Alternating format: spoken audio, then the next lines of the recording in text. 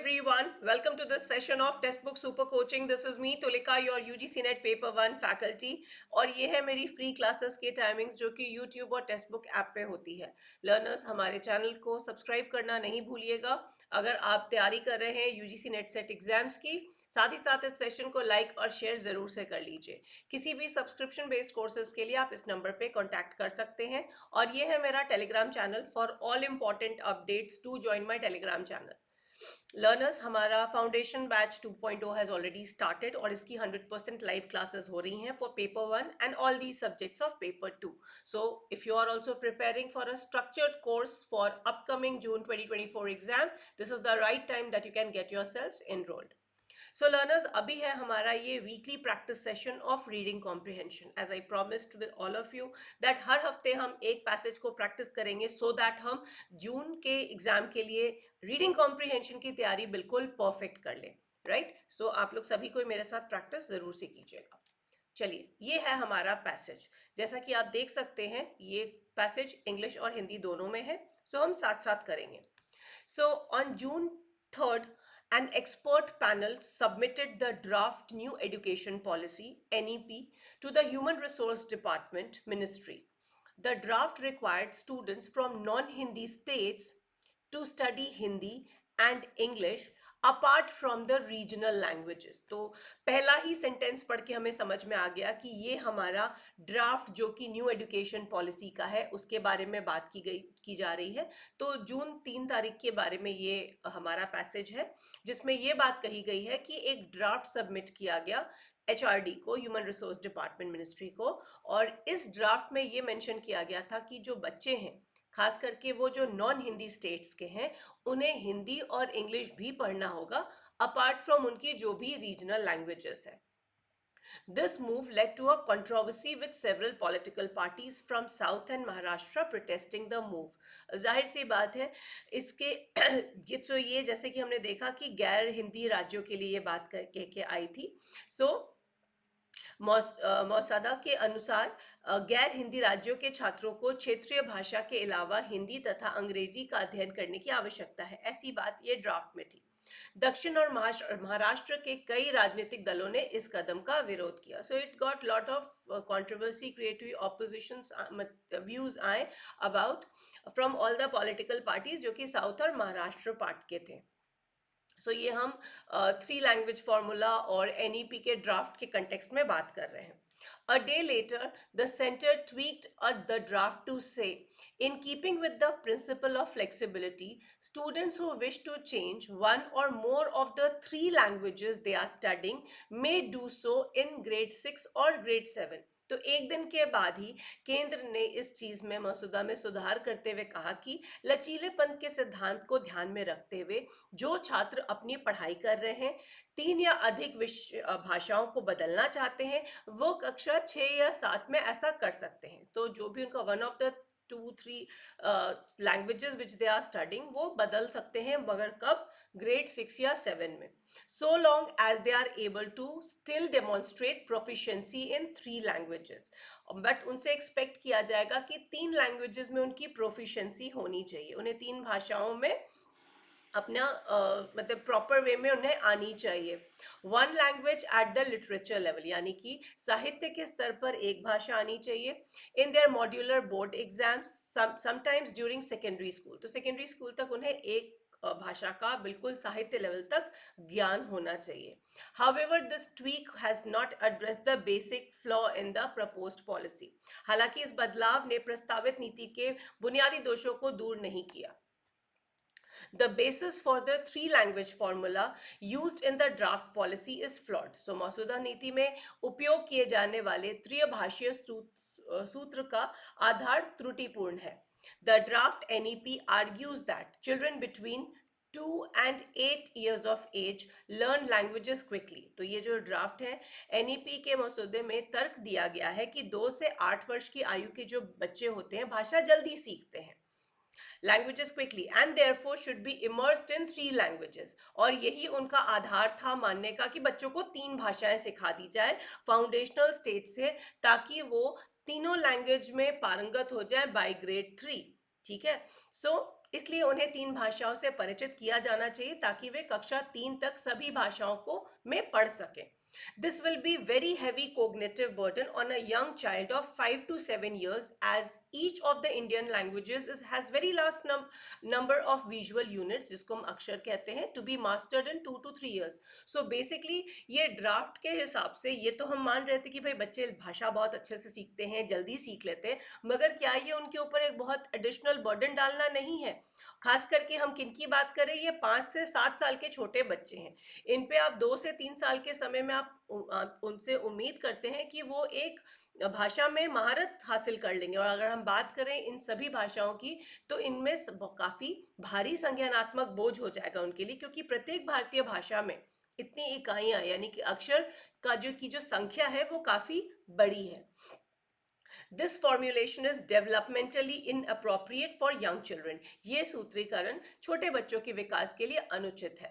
It is widely recognized that children should first develop oral proficiency in communication while learning additional and unfamiliar languages, and learning of new scripts should be postponed until much later. तो ये व्यापक रूप से मान्यता प्राप्त है कि बच्चों को पहले संचार में मौखिक प्रवीणता विकसित होनी चाहिए, जब तक अतिरिक्त और अपरिचित भाषाओं को सीखना और नए लिपियों को सीखना बहुत बाद में किया जाना चाहिए. Several surveys have shown that a vast majority of children are failing to learn to read with comprehension even in one language and scripts by grade 3.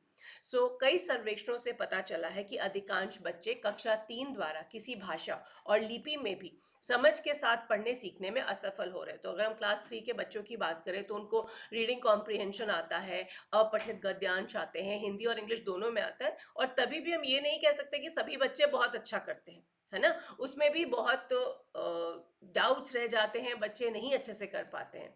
It is completely unrealistic to expect children to acquire oral fluency and reading skills in 3 different languages by grade 3. So, बच्चों को मौखिक रूप से तरलता प्राप्त करने और कक्षा 3 द्वारा 3 अलग अलग भाषाओं में पढ़ने के कौशल की अपेक्षा करना पूरी तरह से अवास्तविक है. तो ये तो बात हमें समझ में आ गई कि इस पैसेज में किस बारे में फोकस किया गया. तो अगर हम क्वेश्चंस को देखें, so what did the earlier draft education policy trigger?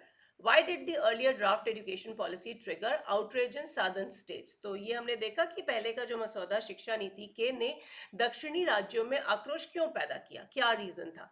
क्या तो या तो policy lack the principle of flexibility, क्या हमारे नीति में लचीलेपन का सिद्धांत का अभाव था? The policy didn't include any regional language under the 3 language model in school. नीति ने स्कूलों में 3 भाषा मॉडल के तहत कोई भी क्षेत्रीय भाषा शामिल नहीं है. The policy made a proposal to make Hindi a compulsory language in all states, non-Hindi speaking states. नीति में सभी गैर हिंदी भाषी राज्यों में हिंदी को एक अनिवार्य भाषा बनाने का प्रस्ताव रखा गया. या the policy resisted the imposition of Hindi, नीति में हिंदी को थोपने का विरोध किया गया था. तो जैसे कि आप लोग पैसेज से काफ़ी हद तक समझ गए होंगे, ऑप्शन भी काफ़ी क्लियर है कि ये जो पॉलिसी थी इसने प्रपोज किया कि जो नॉन हिंदी स्पीकिंग स्टेट्स है वहाँ पे भी बच्चों को Hindi as a compulsory language लेना होगा. और यही कारण था कि देयर वाज एन आउटरीच जो कि सदर्न और महाराष्ट्र स्टेट्स में ट्रिगर किए थे. Next, the revised version of the policy. हमने ये भी देखा इस पैसेज में कि थोड़े दिन बाद अगले ही दिन इसे ट्वीक कर दिया गया, थोड़ा मॉडिफाई कर दिया गया. तो नीति का संशोधन संस्करण में क्या बात आई? It requires proficiency. यहाँ पे है ऑप्शंस, आप लोग देख सकते हैं यहाँ पे अलग अलग ऑप्शंस दिए हुए, कॉम्बिनेशन बनाने वाला है. Requires proficiency in any 3 languages, ऐसी कोई बात कही थी. States that English and Hindi are no longer compulsory medium of study, ऐसी कोई बात कही गई है. Says that students are free to choose any language they wish to study in. Does not mention Hindi in the flexibility in the 3 language formula clause. तो जैसा कि हम देख सकते हैं कि अगले ही दिन मॉडिफिकेशन हुआ था. अगर आप पैसेज भी देखना चाहें तो I take you back to the passage. यहाँ पे मेंशन्ड है, a day later centre tweak the draft to say in keeping with the principle of flexibility, students who wish to change one or more of the 3 language they are studying may do so in class 6th और 7th, है ना, grade 6 और 7, so long as they are able to still demonstrate proficiency in 3 language, 1 language at the literature level, जो कि उनके board exams तक बात कही गई है. ठीक है, जबकि ये भी काफ़ी इसकी भी निंदा की गई कि जो 3 लैंग्वेज फॉर्मूला हमारा है. तो अगर हम यहाँ के ऑप्शंस में देखते हैं तो सबसे सही ऑप्शन हमारा बन के आएगा डी, जिसमें इस बात को छोड़ के बाकी तीनों बातों के बारे में चर्चा की गई है कि आपको किसी भी 3 भाषा में दक्षता की आवश्यकता है।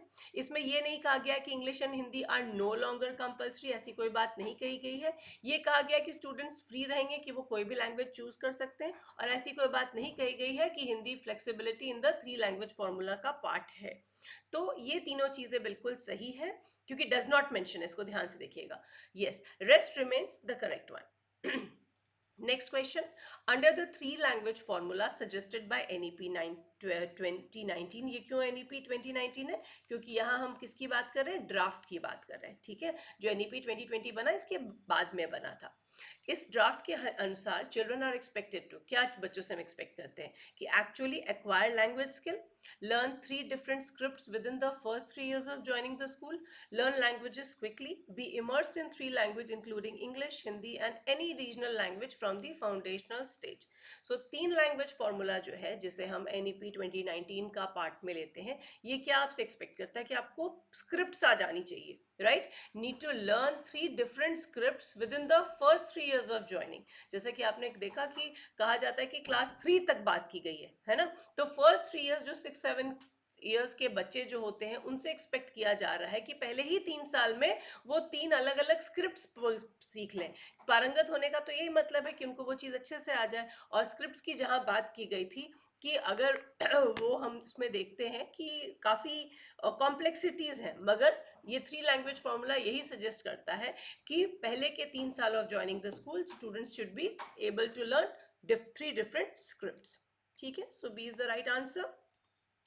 Next is, how is the proposed 3 language formula developmentally inappropriate for young children? अगर हमने ये सारी चीज़ें देखी, 3 language formula की बात की, तो किस तरह से ये गलत है, डेवलपमेंटली इनअप्रोप्रिएट है यंग चिल्ड्रन के लिए? क्या 3 language formula एक बैड आइडिया है in the present form with regard to children actually acquiring language skills? If the child is confused with lot of languages in fancy, her cognitive faculties will not develop in natural way. It is not healthy for a child to be victimized. It is completely unrealistic to expect children to acquire oral frequency and reading skills. Question in Hindi, प्रस्तावित 3 भाषा का formula छोटे बच्चों के विकास के लिए अनुचित कैसे है? तो ये है हमारे ऑप्शंस। वर्तमान भाषा में बच्चों के संदर्भ में 3 भाषाओं वाला फॉर्मूला एक बुरा विचार है, जिसमें बच्चा वास्तव में भाषा कौशल प्राप्त करता है। यदि शिशु शैव अवस्था में बहुत सारी भाषाओं में उलझा हुआ है, तो उसकी संज्ञानात्मक विशेषताएं स्वाभाविक रूप से विकसित नहीं होगी। ये कई भाषाओं के साथ पूर्व स्कूली वर्षों के दौरान पीड़ित होने वाले बच्चों के लिए स्वस्थ नहीं है। कक्षा 3 तक बच्चों को मौखिक प्रवाह और विभिन्न भाषाओं में पढ़ने के कौशल प्राप्त करने की अपेक्षा करना पूरी तरह से अवास्तविक है। तो what is the right and the most appropriate answer? अगर आप पैसेज को देखेंगे तो 3 language फॉर्मूला काफी को क्रिटिसाइज किया गया है प्रेजेंट सिनेरियो में, बिकॉज ये इट्स अ बैड आइडिया है ना। अगर आप पूरा पैसेज को देखेंगे तो उसने भी इस आइडिया को बहुत ही वो किया, निंदा की है कि the 3 language formula is a bad idea in the present form with regard to children actually acquiring language skills. तो जब रियल प्रोसेस में हम बात करते हैं लैंग्वेज स्किल एक्वायर करने के लिए उन बच्चों के लिए, तो 3 language formula is developmentally inappropriate, ठीक है। तो इस क्वेश्चन के कंटेक्स्ट में this is the most appropriate answer. And learners, this is the homework question, the 5th question of the passage. Question Hindi और इंग्लिश दोनों में है। Which of the following is an appropriate way of language learning for children? क्या सही होना चाहिए most appropriate तरीका जो कि लैंग्वेज लर्निंग के लिए फॉर चिल्ड्रन? सो ये हैं आपके options. Go through the options and passage भी दिया हुआ है। Try to solve it because the more you solve it the better it is. And ये है क्वेश्चन इन हिंदी। निम्नलिखित में से कौन सा बच्चों के लिए भाषा सीखने का एक उपयुक्त तरीका है? सो सॉल्व कीजिए इस क्वेश्चन को। इस क्वेश्चन का आंसर आप मुझे देंगे in the comments and then I check कि what's the right answer, right. And every weekend पे हम प्रैक्टिस करते हैं एक रीडिंग कॉम्प्रिहेंशन। इस प्रक्रिया को जारी रखिए अगर आप भी स्कोर करना चाहते हैं 20 out of 20 marks, right? I'll see you in the next class. Till then, don't forget to like, share and subscribe to our channel, and do join my Telegram channel for all important updates. Bye bye, take care.